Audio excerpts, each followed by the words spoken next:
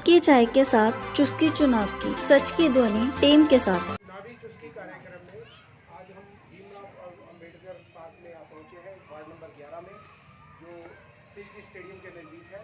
और इस कार्यक्रम में, चुनावी चुस्की कार्यक्रम में बहुत सारे लोग जो है जुड़े हुए हैं, जो आम पब्लिक है।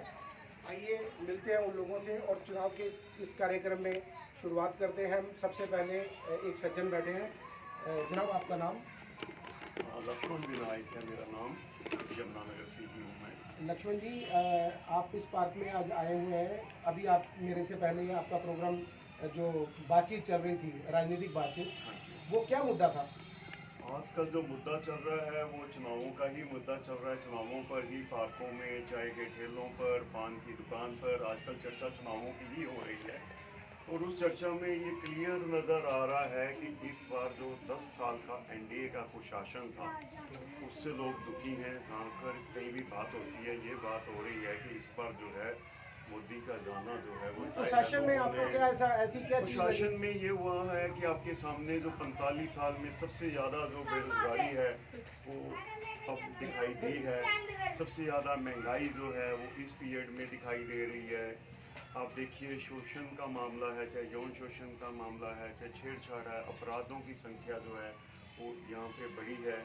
हरियाणा जो है वो नंबर 1 में बेरोजगारी में चला गया है। हरियाणा, या बात करते हैं हम इलेक्शंस की, जो आपके लोकसभा इलेक्शंस हैं, हाँ जी। इसमें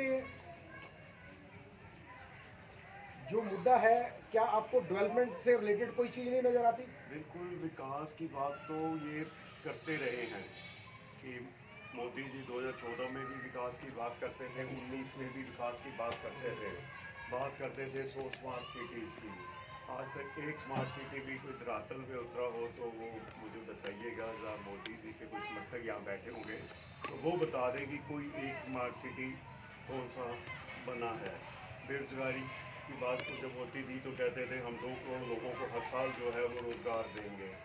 देखिए, छीने गए हैं। रोजगार के अलावा कहीं ना कहीं सरकार ने लोगों को जो है आत्मनिर्भर बनाया है। कहाँ आत्मनिर्भर बनाया सर? आत्मनिर्भर होता तो 80 करोड़ लोगों को राशन देने की जरूरत ना पड़ती फ्री में, तो कहाँ पर आत्मनिर्भर बने हैं? मतलब जो डेवलपमेंट की बात करते हैं या फ्री जो राशन बांटा जा रहा है, इसका मतलब लोगों को वो गलत किया जा रहा है। गलत नहीं किया जा रहा, लोगों को ज़रूरत है उस राशन की, क्योंकि गरीबी है। इन जो 7 करोड़ लोग मनमोहन सिंह सरकार ने गरीबी रेखा से ऊपर उठाए थे, उससे कई गुना ज़्यादा। आप किस पार्टी की बात करते हैं? यदि अभी लोकसभा जो इस बार जो है वो इंडिया गठबंधन का जो है वो दौर चल रहा है। इंडिया गठबंधन ही जो है यहाँ पर, इंडिया गठबंधन में सबसे बड़ा प्रमुख दल है कांग्रेस। बिल्कुल। कांग्रेस में जो पिछले 60 साल की डेवलपमेंट है वर्सेस मोदी जी की 10 साल की डेवलपमेंट, उसमें मोदी सरकार द्वारा अपनी डेवलपमेंट की जो बात की जाती है वो बिल्कुल डिफरेंट की जाती है कि 60 साल के विकास से ज़्यादा भारी 10 साल का विकास है। विकास तो नहीं हुआ, उनका जो कर्जे थे देश के ऊपर, कांग्रेस सरकार 64 लाख करोड़ रुपए का कर्जा छोड़ के गई थी और इन 10 सालों में 205 लाख करोड़ रुपए का कर्जा कर दिया है। हर बच्चा जो है वो 1,05,000 रुपए का जो है कर्जदार है। जो इन्फेंट आज भी अभी पैदा हो गया ना, तो समझो वो 1,05,000 रुपए का कर्जा। हरियाणा में मुख्य इसका अलायंस पार्टनर है जो आपका आम आदमी पार्टी। आम आदमी पार्टी की बात करते हैं तो उसके प्रमुख जो केजरीवाल जी हैं, आज जेल की सलाखों के पीछे हैं। उसकी प्रमुख वजह है शराब नीति। रामलीला ग्राउंड से शराब के ये सफ़र, इसके बारे में आप क्या कहना चाहेंगे? देखिए, केजरीवाल जी जहाँ और साथी अंदर हैं, मनीष सिसोदिया जी अंदर हैं और सत्येंद्र पाल जी जो है, जैन जी वो अंदर हैं। एक्चुअल शराब नीति जो है, हर सरकार जो भी किसी स्टेट में होती है उसको अपनी नीतियाँ बनाने का खुद अख्तियार होता है। पहले गवर्नमेंट में उसमें थी, फिर प्राइवेट में की गई। प्राइवेट में इसलिए वो शराब का ठेके जो चालू किए गए कि ठीक है भाई, इससे राजस्व जो है वो बढ़ेगा। इस वजह से प्राइवेट हर स्टेट्स में होती है। राजस्व की बात तो मानी जाती है, आपकी बात ठीक है, बट जैसे वहाँ दिल्ली में हम लोग भी सफ़र करते हैं, देखते हैं, वहाँ तो 1+1 की स्कीम लागू कर दी दिनों में। क्योंकि देखिए, जो बाकी आसपास यूपी था, यूपी में शराब महंगी थी, तो इस वजह से वहाँ पर उन्होंने जो ठेकेदार थे, प्राइवेट प्लेयर्स आ गए थे तब मैदान में, तो प्राइवेट प्लेयर्स ने एक के साथ एक बेची। तो अगर मान लो सरकार को नुकसान होता, सरकार के राजस्व को क्यों नुकसान होना, वो तो ठेकेदार ने शराब बेचनी है ना जी, ठेकेदार शराब बेच रहे थे। और केजरीवाल जी के बाद हम लोग कहीं ना कहीं उन लोगों को शराब के आदी तो बनाया। सर शराब के आदी नहीं बनाया, वो शराब जो थे आसपास के स्टेट्स वाले भी, हरियाणा वाले भी खरीदते थे, वहाँ जाके यूपी वाले भी खरीदते थे, ना कि वो दिल्ली वाले। ये नहीं कि हाँ भी एक स्टेट में अगर शराब ज़्यादा बिक रही है, शराब तो अपने हरियाणा में है। हरियाणा में आप देखिए अभी शराब का कितना घोटाला हुआ है, और कई लोग यहाँ पर जहरीली शराब पीकर मेरे यमुनानगर में रह रहे हैं। जो केजरीवाल की मैं बात करता हूँ, संजय सिंह जी अभी बाहर आए हैं, जब केजरीवाल जी अंदर हैं, आज सुप्रीम कोर्ट का भी फैसला शायद आने वाला होगा, तो अभी क्लियर इससे हरियाणा हो में रहा है। आप हरियाणा में क्या स्थिति देखते हैं? कांग्रेस और उसके अलायंस पार्टनर जो है, हरियाणा में आपके जो हिस्से है, में एक सीट आई हुई है कुरुक्षेत्र विधानसभा की। बिल्कुल बिल्कुल, कुरुक्षेत्र सीट जो है डॉक्टर सुशील गुप्ता जी लड़ रहे हैं, बड़े भारी बहुमत से जीतने जा रहे हैं। और अभी तक जो सर्वे बता रहे हैं 10 में से 8 सीट जो है वो इंडिया गठबंधन हरियाणा में जीतने जा रहा है। जो ये 400 पार की बात करते होते थे, 400 पार की बात पर तो इन्होंने विराम लगा दिया है। अब जो बात आ गई है इसलिए कि वोटों का ध्रुवीकरण किया जाए, हिंदू मुस्लिम किया जाए, जातिवाद की बात की जाए, इस तरह की अब बातें मोदी जी ने शुरू कर दी हैं।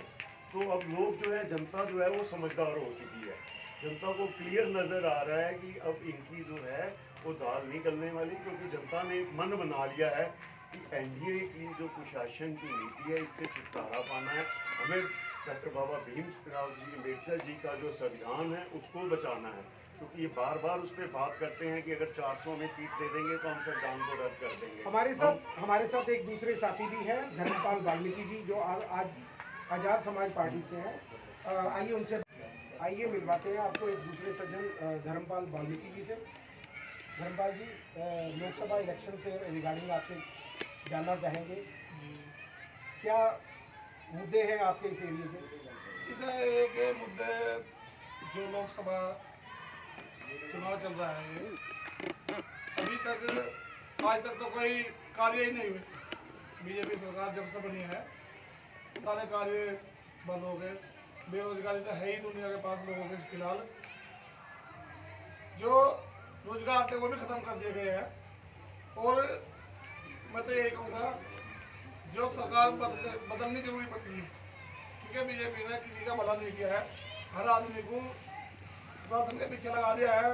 मोदी जी बोलते हैं भाई मैं 85 करोड़ लोगों को राशन दे रहा हूँ, वो राशन नहीं दे रहे, कमजोर बना दिया आदमियों को। उसे ये देखना चाहिए हमारे देश में 85 करोड़ आदमी कमजोर है, भिखारी बना दिया उसने, ना कि मजबूत बनाया है। इसलिए इस लोकसभा को जो है ना जिताने के लिए हम लोगों ने भी अपनी पार्टी से, पंजाब समाज पार्टी, अम्बाला लोकसभा जो एरिया आता है, इसमें डेवलपमेंट की बात करते हैं। क्या हमारे यमुनानगर एरिया में और स्पेशली वार्ड नंबर 11 में ऐसा कोई विकास आपको नजर आता है बीजेपी द्वारा किया हुआ? ऐसा कोई विकास नहीं है, हर आदमी परेशान है। आज इस पार्क में बैठे हैं, पार्क में सामने जिम बना हुआ है, स्वास्थ्य से रिलेटेड चीजें हैं, बच्चे खेल रहे हैं, क्या ये विकास नहीं है? देखिए पार्क में विकास है, घरों के सामने लोगों के आप देखिए सड़कें टूटी पड़ी है, नालियों में घर में पानी भर रहा है। इस विकास से बढ़िया तो वो है क्या विकास? सुनिए, वो विकास नहीं है। ये मुद्दा लोकल गवर्नमेंट का है, लोकल गवर्नमेंट का है। हाँ, हम बात करते हैं सेंट्रल गवर्नमेंट की। आपको मोदी जी द्वारा किए गए विकास कार्य, मुद्दा आता है हेल्थ का।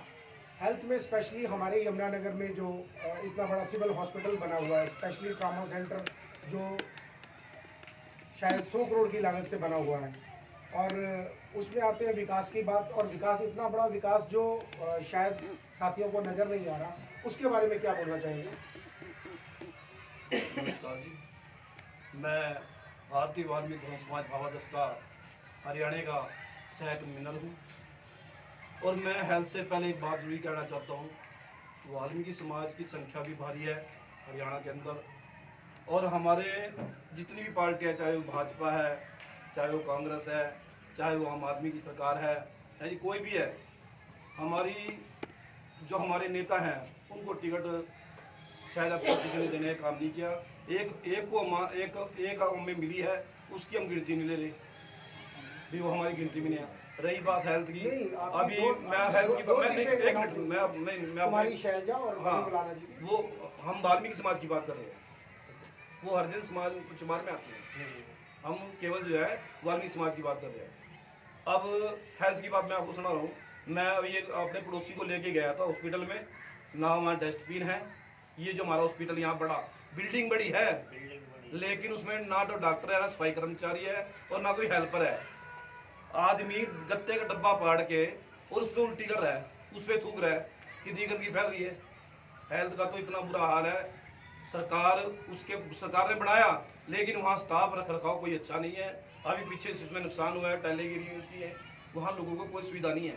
हेल्थ के अंदर तो हेल्थ का तो इतना बुरा हाल है, देख रेख की सब चीज़ की कमी है वहाँ पे। पानी की कमी है, लाइट की कमी है, जनरेटर नहीं है, वहाँ बहुत बुरा हाल है वहाँ पर। हेल्थ का तो जी हम यहाँ ट्रामा सेंटर में जाते हैं, CL हॉस्पिटल का, यहाँ जन्नर में कुछ नहीं है। गवर्नमेंट द्वारा किए गए प्रयासों का सही रूप से उपयोग ना हो। ना आइए मिलते हैं दूसरे साथी से। जी जनाब। नमस्कार जी, मेरा नाम दिनेश कुमार, मैं आम जनता के रूप में बात करूंगा। जैसे आप बात कर रहे हैं हेल्थ की, तो हेल्थ के तौर पे तो देखो सिविल हॉस्पिटल नाम का बड़ा यहाँ है, लेकिन उसमें ना तो डॉक्टर्स की कमी है और ना ही यानी कि कुछ भी सही से तरीके से कोई भी डेवलपमेंट नहीं है यहाँ। अच्छा, बात करें शिक्षा की, शिक्षा के नाम पे हमें क्या दिया जा रहा है? शिक्षा के नाम पे महंगाई बढ़ती जा रही है, किताबों के रेट बढ़ते जा रहे हैं। आम आदमी कैसे अपने बच्चों को पढ़ाएगा? अच्छा जी, फिर अरे शिक्षा की बात की जाती है, शिक्षा के तो लिए तो शिक्षा मंत्री ही हमारे जिला से हैं। जिला से हैं, लेकिन वो अनपढ़ है। उनको अपने किसको पढ़ाएंगे वो, जब वो खुद पढ़े लिखे नहीं है? उनको क्या पता कैसे बच्चे पढ़ाए जाते हैं? तो अच्छी फिर बात, किताबों के रेट इतने महंगे हैं, तो कुछ भी यानी आम आदमी अपने बच्चों को पढ़ा नहीं सकता। नमस्कार।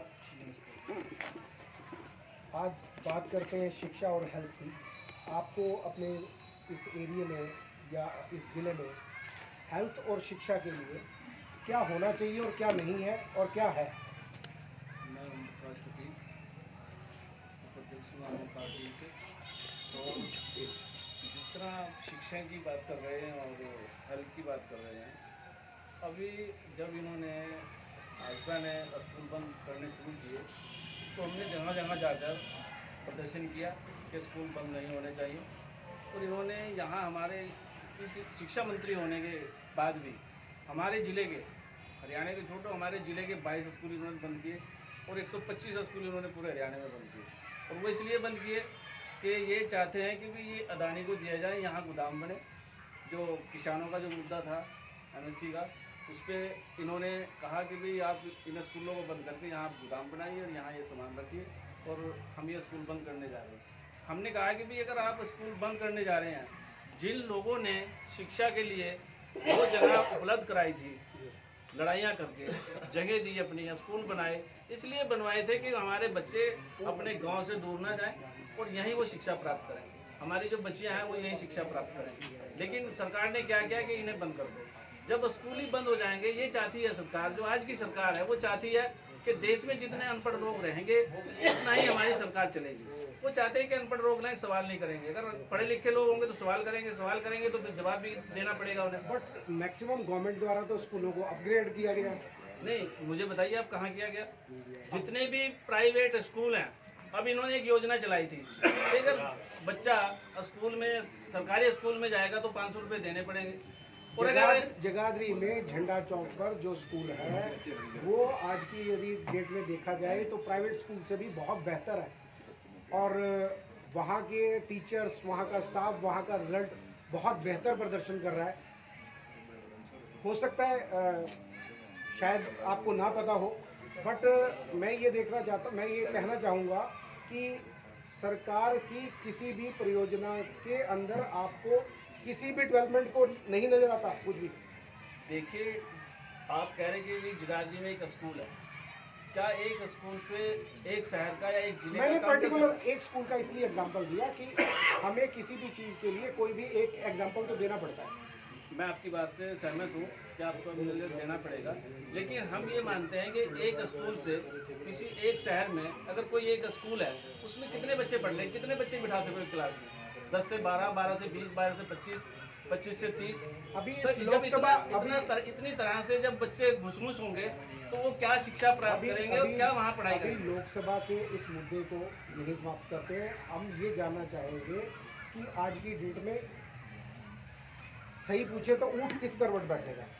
वोट तो इस बार गठबंधन का बैठेगा और गठबंधन की सरकार आएगी।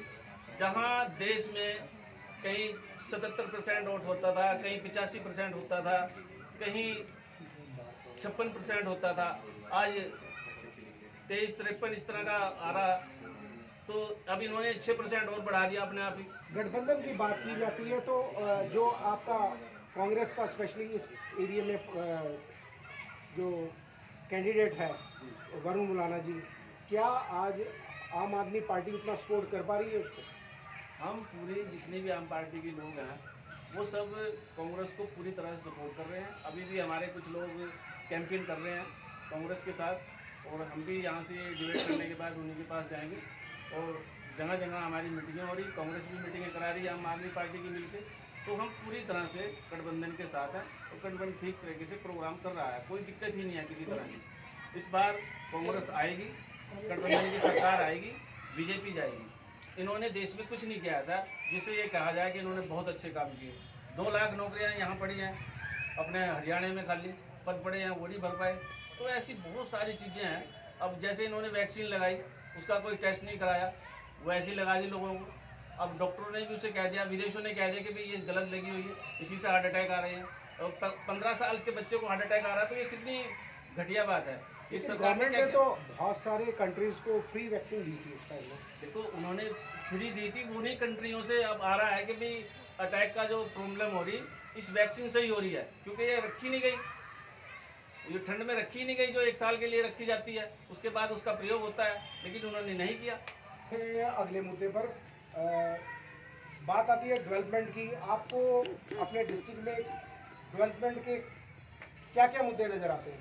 देखो, मुद्दे तो काफ़ी हैं, पर मैं 2-3 मुद्दों पर बात करूँगा।